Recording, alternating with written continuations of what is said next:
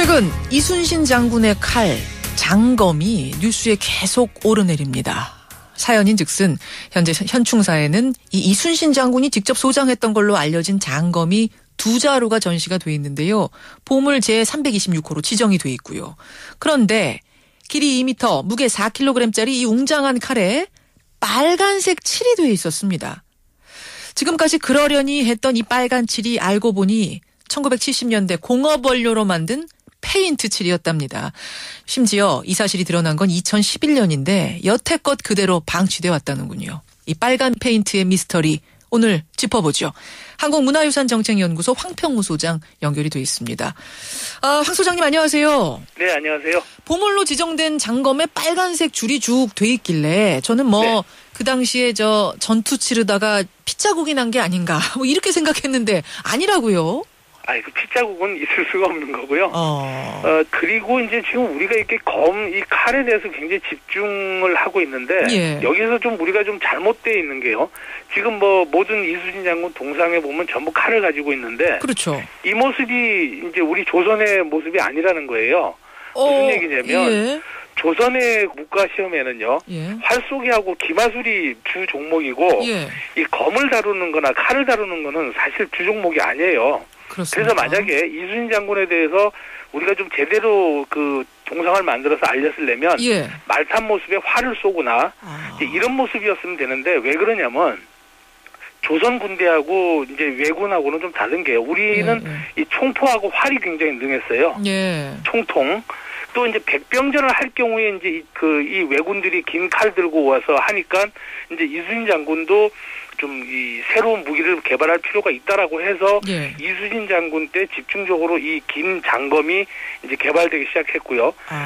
이게 이순신 장군이 실제로 썼다라고 자꾸 거짓말을 하고 있는데 실제로 쓰지 않았어요. 그래요? 2m 되는 칼을 어떻게 써요? 그러면 이런 칼이 있긴 있는데 실제 전쟁에서 쓰진 않았다? 예, 그렇죠. 이제 기록에 사실은 여러 장수들도 쓰고 했기 때문에 좀 많이 남아 있어야 되는데 이런 장도 같은 경우는 지금 우리나라에 남아 있는 게 딱 2점 정도거든요. 그러면 이 칼은 전부 의전용. 예를 들어서 의전용으로 우리가 이순신 장군께서 백의 종군 할 때도 옆에 칼을 차고 움직이셨거든요. 예. 그러니까 장수에 의전용, 상징용 아니었느냐 이렇게 추정하는 건데 자꾸 이순신 장군이 썼던 칼이고 또 광화문에도 지금 보면 이순신 장군이 칼 차고 계시죠. 왼손잡인지 오른손잡인지 모르지만 오른손에 칼 들고 있거든요. 맞아요. 이제 이런 모습들 때문에 자꾸 문제가 지적된 거고 잘못된 모습이 이제 일반 국민들한테 곡해해서 전할 수 있다는 거죠. 자, 그 사실을 그러니까 좀 정확하게 일단은 수정을 하고 가셔야 되겠다 이 말씀이신 거예요. 그렇죠. 예. 어쨌든 이순신 장군이 가지고 다니시던 장검이 있긴 있었던 거죠. 그게 그 자체를 부정하시는 건 아니죠. 예. 기록에는 나오는데 1910년에 조선미술대전에 보면 쌍용검이라고 이제 이순신 장군의 썼던 칼이라고 해서 이제 한 쌍의 칼이 나오는데 우리가 이제 일제강점기 이후에 63년도에 현충사에 있는 이 칼이 나올 때까지 존재가 없었어요. 그런데 갑자기 없어진 칼이 63년도에 보물이 지정이 돼요. 없어졌던 그래서 이제 이 칼이. 부분에 대해서는 63년도에 보물 지정될 때 정확한 기록이나 그다음에 분석했던 것들을 좀 공개할 필요가 있다. 그런 게 지금 어떤 증명할 수 있는 문서나 이런 것이 공개된 게 없습니까? 네, 없죠. 그리고 이제 또 제가 왜 의심을 할 수 있냐면 일단 일제강점기를 통하면서 일본이 특히 이순신 장군 또 선조가 이순신 장군을 그렇게 미워하고 또 질투했지 않습니까? 그렇죠. 그러면 선조가 이순신 장군이 가지고 있었던 이 장도나 여러 가지 유물에 대해서 과연 놔뒀겠느냐. 이제 이런 부분도 좀 추론할 수 있고 일제강점기 때 우리가 그 왜군한테 승리했던 이런 유물들이 과연 그대로 놔뒀을까? 가만두고 잘 보존을 했을까? 이게 좀 의문이 들기 때문에. 그리고 이제 이런 거 있었죠. 예전에 임진왜란 때 사용했던 총포 이런 것들이 바닷가에서 발굴돼가지고 전실에서 보물로 지정이 됐었는데 이게 가짜로 판명이 났었죠. 맞아요. 그런 사례가 있었어요. 그래서 차분차분하게 어떤 역사적으로나 학술적으로 자료를 정리하고 난 다음에 예. 이 보물 지정이나 국보 지정을 했어야 되는데 너무 무리하게 빨리 지정하다 보니까 좀 서두르지 않았나라는 저는 그런 추론을 좀 할 수가 있죠. 자, 알겠습니다. 정리를 하자면 이제 첫 번째 미스테리는 진짜 칼이 진짜 이순신 장군의 검이 아닐 수도 있다는 의심, 이 의혹을 확실하게 좀 진상 규명을 해야 된다. 이 부분 지적해 주셨고요. 네.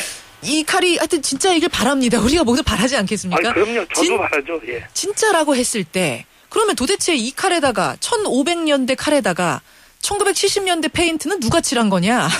이 부분이거든요. 그렇죠. 이제 이 부분에 대해서는 여러 가지 이제 또 논란이 있는데 칼 등에 보면 이게 주칠이 들어가는데 이 70년대 여기 이제 벗겨지니까 칠을 했대는데 한 40년 지나다 보니까 이게 변색이 돼서 흘러나온 거 아니냐라는 주장도 합니다. 그러니까 70년대에 말하자면은 무리하게 뭔가 복원 작업을 한 게 아니냐 페인트 칠로 이 말씀하시는 거죠? 근데 이제 다만 여기 기록이 없다라는 거죠. 이제 구두로 전해오기 때문에 이 부분에 대해서도 우리가 좀 더 정확하게 좀 조사를 해볼 필요가 있죠. 근데요. 만약 60년대 보물로 지정을 하고 10년 만에 수리를 했다면 그 자체는 문제가 없겠습니까? 그 수리하는 방식은? 70년대 이제 수리했던 방식에 대해서는 뭐 그때 기술이 뭐 어쩔 수 없다라고 생각하는데요. 제가 좀 궁금한 것이 지금 이제 70년대 방법으로는 이렇게밖에 수리를 할 수 없을 것이다라고 말씀하셨어요. 그러면 이게 훼손이 아니라 그 당시로서는 정당한 수리 방법이었다고 보시는 건가요? 왜냐하면 선생님 말씀 듣다 보니까 기록이 안 남아서 그렇지 그 당시로선 이렇게밖에 수리할 수밖에 없었다는 것처럼 제가 들려서요. 그렇죠. 뭐 제가 참 말씀드리기 굉장히 어려운 문제인데요. 70년대만 하더라도 전 두 가지로 볼 수 있는 게요. 지금보다는 이런 장검이나 장도 만드는 기술이 과연 남아 있었겠냐. 일제강점기를 거치면서 조선이 유리한 입장을 가질 수 있는 군사적 기술이나 여러 가지 기술들은 일본이 단절시키거나 했는데 과연 남아 있었겠느냐. 이렇게 본다면 70년대 수리한 방법이 정당했느냐라고 질문할 수도 있고요. 또 70년대는 사실 우리나라 문화재 보호 체계가 보존 과학이 제대로 성립이 안 돼 있을 때입니다. 그렇죠. 그러니까 이제 제가 볼 때는 민간에서 전해 들어오는 방식으로 수리하지 않았나, 어쩔 수 없지 않았나, 이런 두 가지 생각들이 있습니다. 지금의 우리가 보면은 훼손이지만 그 당시로서는 이런 안타까운 사례들이 굉장히 많다 이런 말씀이시네요. 뭐 이런 것들은 비일비재합니까? 지금이라도 이제 이게 페인트 칠이라는 걸 알았으니까 어떻게든 복원을 해야 될 텐데 방법이 있겠습니까? 복원하는 방법은 저는 지금 현대적 기술에서는 가능할 거라고 생각을 합니다. 근데 이제 만약에 방법이 없으면 그대로 놔둬야죠. 더 이상 만지지 말고.